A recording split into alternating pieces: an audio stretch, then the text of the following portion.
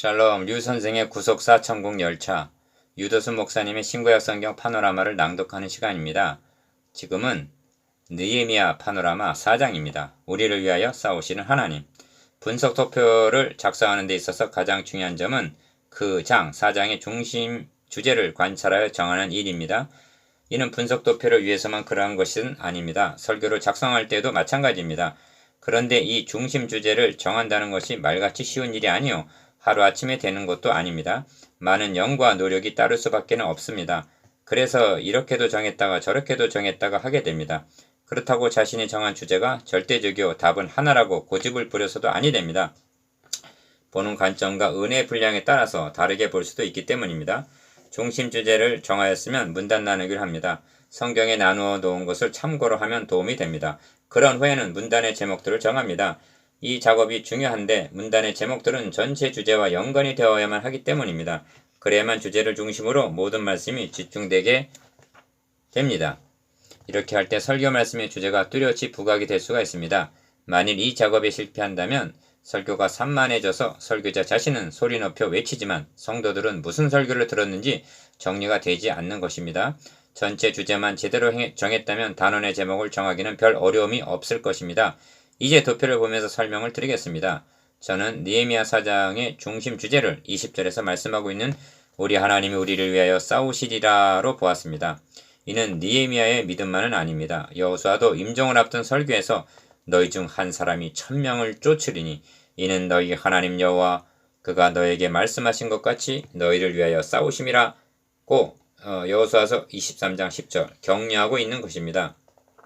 또한 다윗이 골리앗과 싸울 때 전쟁은 여호와께 속한 것인즉 그가 너희를 우리 손에 넘기시리라 한 말도 사무엘상 17장 47절 표현은 달라도 의미는 같은 것입니다. 이러한 고백은 여호사밧 왕이 우리를 치러 오는 이 큰 무리를 우리가 대적할 능력이 없고 어떻게 할 줄도 알지 못하였고 오직 주만 바라보나이다고 호소한 절망적인 상황에서도 주어졌습니다. 성경은 이 전쟁이 너희에게 속한 것이 아니요 하나님께 속한 것이니라고 역대하 20장 15절 말씀합니다. 지금 느헤미야도 동일한 사면초가에 처해 있는 것입니다. 그러나 느헤미야는 담대히 선언합니다. 우리 하나님이 우리를 위하여 싸우시리라. 그러므로 4장의 주제는 우리 하나님이 우리를 위하여 싸우신다가 될 수가 있습니다. 세 단원으로 나누어 관찰하겠습니다. 첫째 단원 1절에서 6절 주의 노를 격동케 함. 둘째 단원 7절에서 15절 하나님이 저희께를 패하심. 셋째 단원 16절에서 23절 한 손의 병기 한 손은 역사. 첫째 단원 1절에서 6절 주의 노를 격동케 함.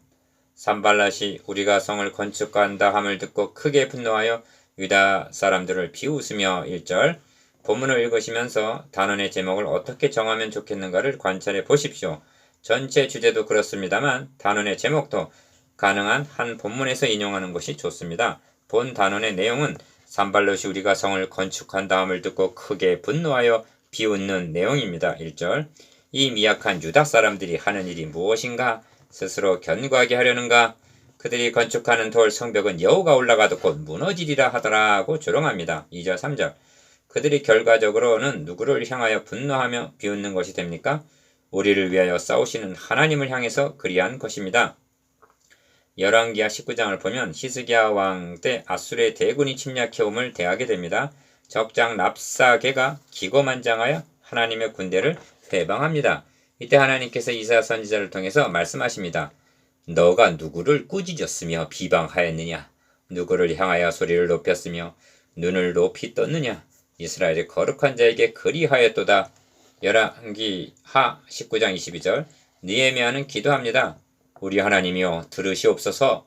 우리가 없인 여김을 당하나이다. 원하건대 그들이 욕하는 것을 자기들의 머리에 돌리사 그들의 죄를 도말하지 마옵소서. 그들이 건축하는 자 앞에서 주를 노하시게 하였음이니이다. 4절 5절 그렇습니다. 저들은 느헤미야를 격동한 것이 아니라 주의 노를 격동한 것입니다. 그러므로 첫째 단원의 제목은 5절 말씀 중에 있는 주의 노를 격동케 함이 될 수가 있습니다. 그들의 분노와 비웃음은 주의 노를 격동케 한 것입니다. 이런 와중에서도 우리를 위하여 싸우시는 하나님을 의지하고 이제 우리가 성을 건축하여 전부가 연결되고 높이가 절반에 이르렀으니 이는 백성이 마음들여 일을 하였음이니라고 말씀합니다. 6절 마음들여 그렇습니다. 그들은 주의 역사에 3장 5절 정성을 다하여 봉사했던 것입니다. 둘째 단은 7절에서 15절 하나님이 저희 있게를 패하심 산발락과 도비아와 아라비아 사람들과 암몬 사람들과 아스돗 사람들이 예루살렘 성이 중수되어 그 허물어진 팀이 메꾸어져 간다함을 듣고 심히 분노하여 다 함께 꾀하기를 7절 8절 둘째 단원의 내용을 관찰해보면 도표에서 보시는 바대로 대적들은 크게 분노해서 1절 심히 분노로 7절 더욱 격렬해지고 있습니다. 비웃는 1절 하반절 것만이 아니라 다 함께 꾀하기를 8절 즉 그들이 알지 못하고 보지 못하는 사이에 우리가 그들 가운데 달려 들어가서 살육하여 역사를 그치게 하리라 하고 11절 음모를 꾸미고 있는 것입니다. 기습공격을 하려는 것입니다. 그런데 15절을 보면 대적이 우리가 그들의 의도를 눈치챘다 함을 들으니라 하고 느헤미야가 대적의 비밀 기억을 알고 미리 방비하였던 것입니다.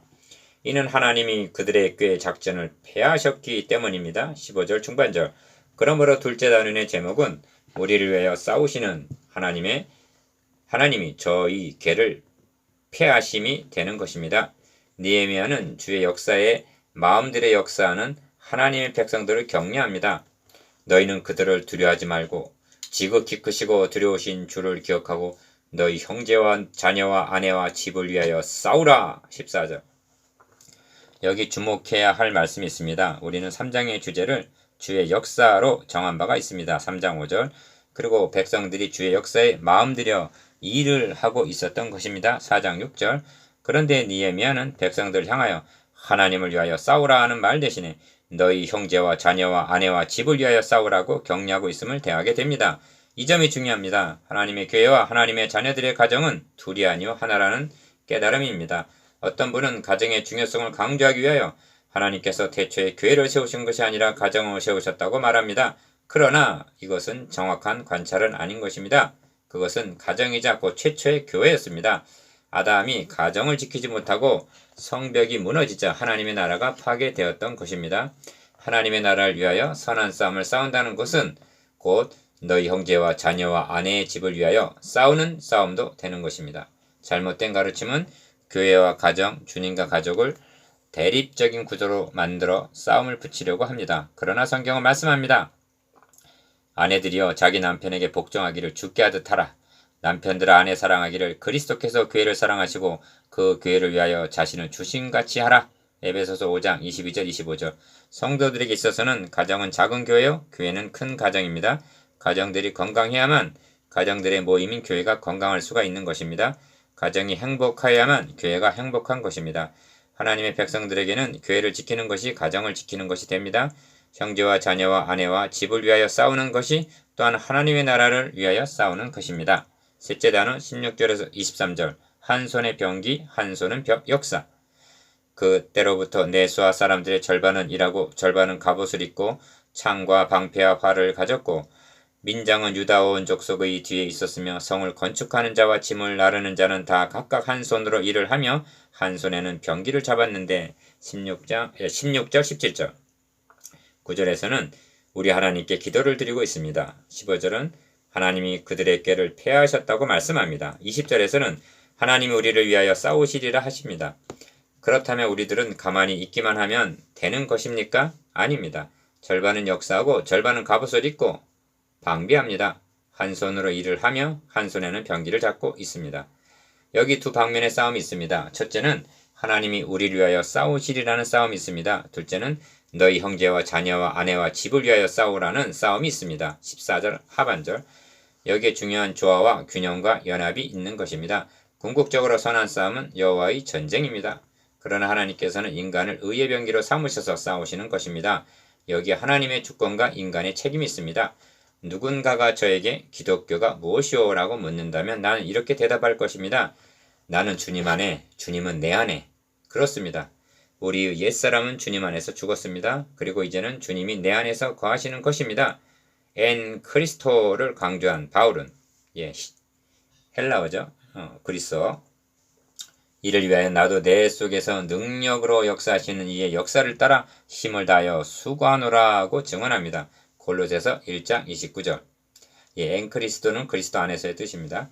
하나님은 우리를 위하여 우리를 통해서 우리 속에서 싸우시는 것입니다. 그러므로 셋째 단원의 제목은 한 손의 병기, 한 손의 역사가 될 수가 있습니다. 그리고 느헤미야를 보십시오. 어려움에 봉착할 때마다 하나님께 기도를 드립니다. 4절, 9절. 그리고 기도했으니까 수수방관하고 있는 것이 아닙니다. 나나 내 형제들이나 종자들이나 나를 따라 파수하는 사람들이나 우리가 다 우리의 옷을 벗지 아니하였으며 물을 기르러 갈 때에도 각각 병기를 잡았느니라고 23절. 사람이 해야 할 방비는 철저히 하고 있음을 봅니다. 선한 싸움은 끝이 난 것이 아닙니다. 그러므로 오늘날도 하나님은 우리를 위하여 싸우십니다. 만일 하나님의 소유인 여러분을 범한다면 이는 주의 노를 격동케 함이 됩니다. 스가랴서의 표현대로 하면 너희를 범하는 자는 그의 눈동자를 범하는 것이라고 말씀하고 있습니다. 스가랴서 2장 8절. 성도들에게도 시련과 어려움은 있습니다. 그러나 하나님은 저희 꾀를 패하사 시험당할 즈음에 피할 길을 열어주시는 것입니다. 그러나 명심하십시다. 교회와 가정과 자녀와 사업 문제로 어려움을 당하여 기도하셨습니까?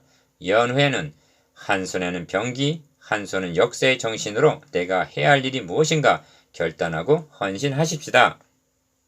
아멘.